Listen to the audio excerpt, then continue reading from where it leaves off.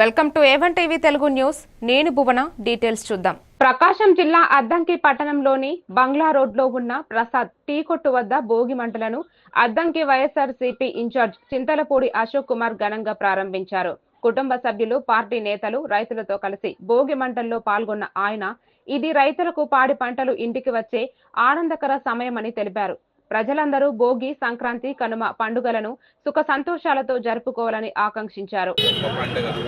ముఖ్యంగా పంట చేతికొచ్చి వాళ్ళు దాదాపు సంవత్సర కాలం కష్టపడిన పంట చేతికి రావటం, దానిని ఆ దైవానికి ఆశీర్వాదంగా చూపించి అదేవిధంగా ఇంటిల్లపాది ఎంతో ఉన్నతంగా ఈ పండుగను జరుపుకుంటారు.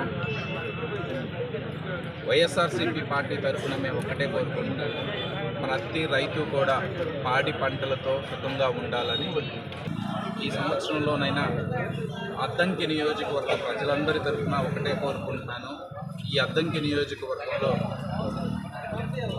కనీసం ఒక 100 పడకల ఆసుపత్రి ఈ సంవత్సరమైనా రావాలని, ప్రజలందరికీ మేలు జరగాలని మనస్ఫూర్తిగా కోరుకుంటూ సెలవు తీసుకుంటున్నాను. Thank you.